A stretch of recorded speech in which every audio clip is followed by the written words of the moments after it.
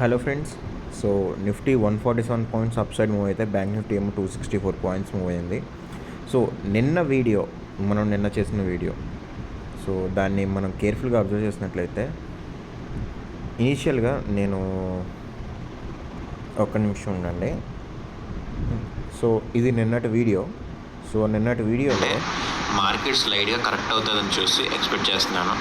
So market correction చూసుకున్నట్లయితే first మనకు వచ్చే అబ్స్ట్రక్షన్ అయితే 52,480. సో ఫస్ట్ అబ్స్ట్రక్షన్ అయితే అక్కడే వస్తుంది. దాని తర్వాత 52,360 దగ్గర వస్తుంది. సో లెవెల్స్ కూడా చెప్పాం కదా. సో ఈరోజు చూసుకున్నట్లయితే ఈరోజు లో ఏదైతే మేక్ అయిందో 52,373. మనం 360 వరకు చెప్పాము. 360కి ముందు 373 దగ్గరే మనకి రివర్సల్ అయితే వచ్చింది. సో అనుకున్నట్లే ఓపెన్ అవ్వడం ఏమో హైలో ఓపెన్ అయింది.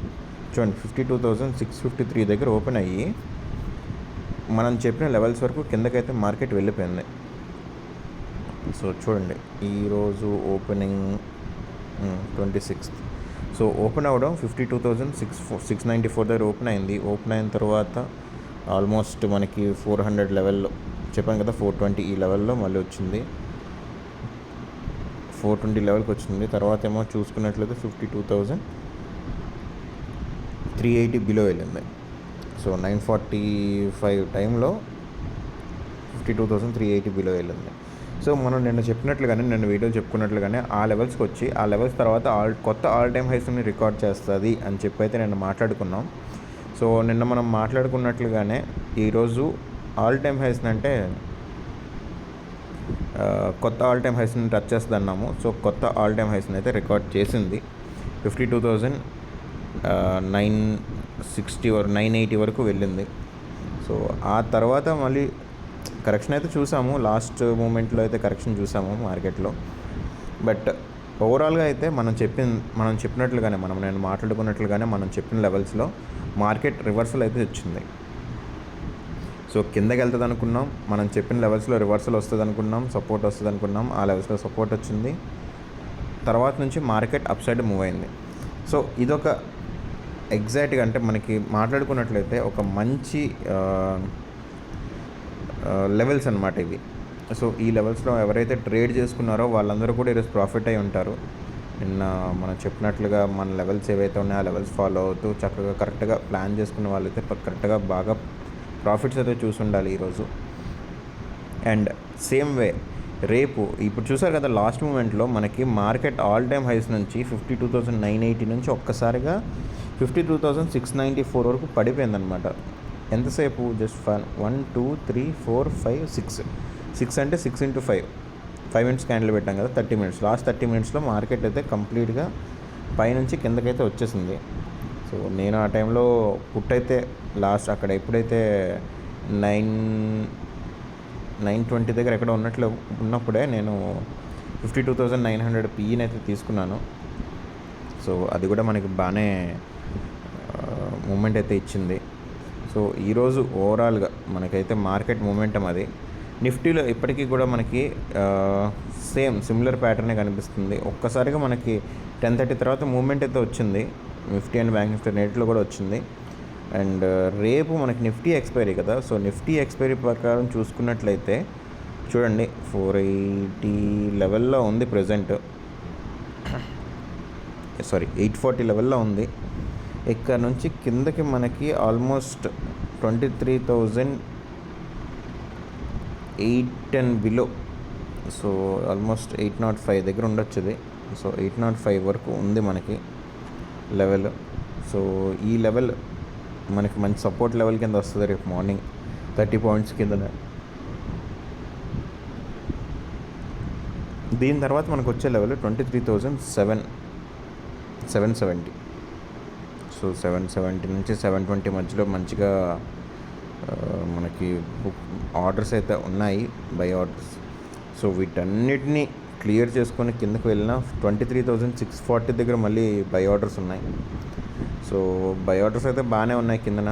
రేపు ఓపెనింగ్ అయితే నేను నెగిటివ్ ఓపెనింగ్ ఎక్స్పెక్ట్ చేస్తున్నాను, కొంచెం లైట్గా. సో సిమిలర్ వే ఈరోజులాగే సేమ్ నెగిటివ్ ఓపెన్ అయ్యి తర్వాత రికవరీ అవుతుందని ఎక్స్పెక్ట్ చేస్తున్నాను. రేపు నిఫ్టీ ఎక్స్పైరీ ఉంది. సో నిఫ్టీ ఎక్స్పైరీలో చాలా జాగ్రత్తగా ట్రేడ్ చేయండి. మనం లెవెల్స్ ప్రకారం చూసుకున్నట్లయితే ఇప్పుడు చెప్పిన లెవెల్స్ మాత్రం మనకి మెయిన్గా చూసుకోవాల్సింది. సో 53,580 వరకు కూడా మనకి మంచి లెవెల్స్ ఉన్నాయి. 53,580ని ఇన్ కేస్ ఫస్ట్ 1 అవర్లో కానీ మనం మార్కెట్ రీచ్ అయిపోతే మనం మాత్రం చాలా జాగ్రత్తగా ఉండాలి. ఎందుకంటే మార్కెట్ ఎటువైపు వెళ్తుంది అనేది మనం ఎక్స్పెక్ట్ చేయలేము. ఒక్కసారి అన్ని పాయింట్స్ పడిన తర్వాత మార్కెట్ వన్ సైడ్ మూమెంట్ అయితే కనిపిస్తుంది. అండ్ మనకి మ్యాక్సిమం నిఫ్టీలో మనకి 100 to 150 పాయింట్స్ మూమెంట్ ఉంటుంది. సో రేపటికి నేనైతే ఎక్స్పెక్ట్ చేస్తుంది ఈ 23,720 దగ్గర అండ్ 23,680 వరకు మనకి వెళ్ళొచ్చు మార్కెట్. అంతకన్నా ఇంకా వెళ్ళింది అంటే మాత్రం ఇది ఒక వన్ డైరెక్షనల్ మూవ్ అనే చెప్పాలి. సో అప్పుడు మనం ఆలోచించుకోవాల్సిన అవసరం ఉంటుంది.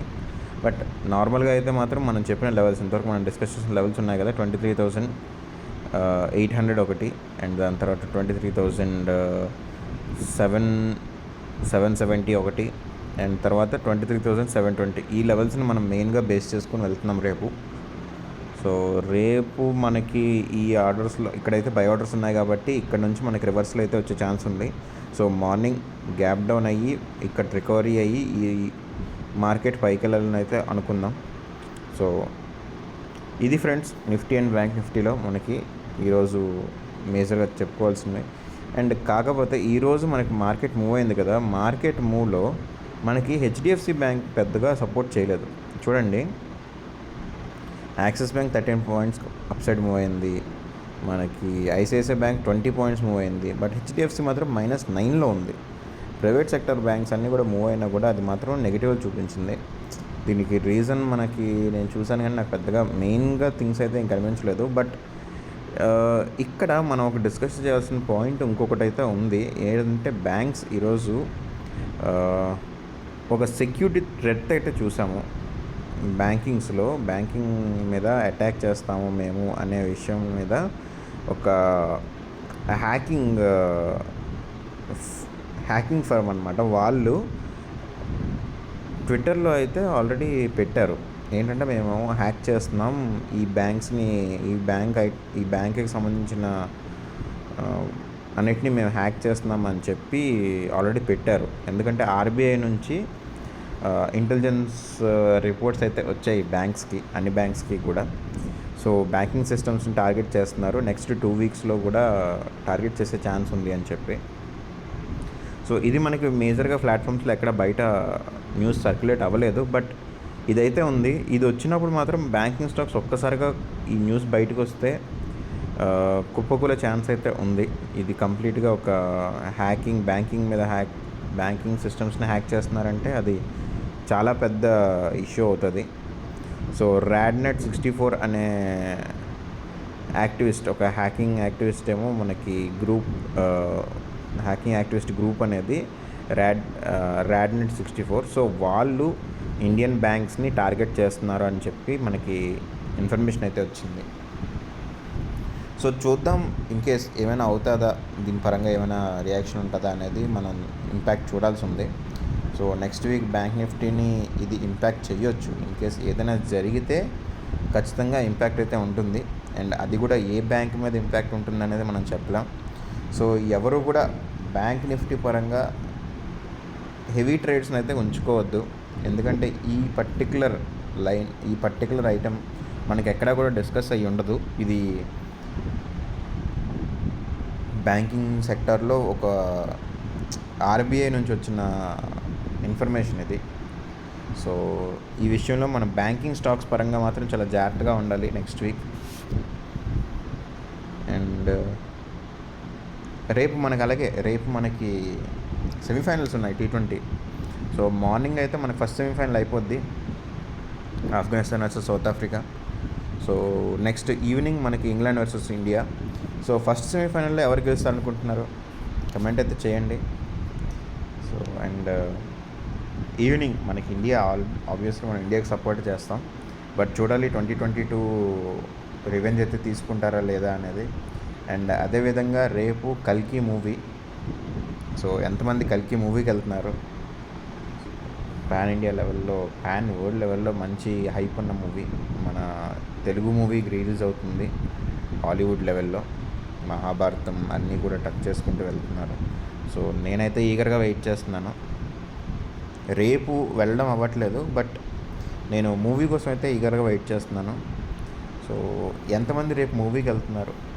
సో అది కూడా కమెంట్ చేయండి, ఎవరైనా వెళ్తున్నారంటే. సో ఎలా ఉంది ఏంటి అనేది కూడా చెప్పండి. ఇన్ కేస్ మీరు రేపు ఈ వీడియో చూస్తున్నట్లయితే, మీరు మూవీ ఒకవేళ ఆ టైంకి చూసేసినట్లయితే మూవీ ఎలా ఉందనేది కూడా చెప్పండి. సో అది ఫ్రెండ్స్ వీడియో. మనం చెప్పిన లెవెల్స్ని మళ్ళీ చూసుకోండి, జాగ్రత్తగా ఫాలో అవ్వండి. Happy trading, have a wonderful month end. ఎందుకంటే రేపు మంత్ ఎండ్ కూడా కదా, స్టాక్ ఆప్షన్స్ కూడా మంత్ ఎండ్. సో అందుకు థ్యాంక్ యూ.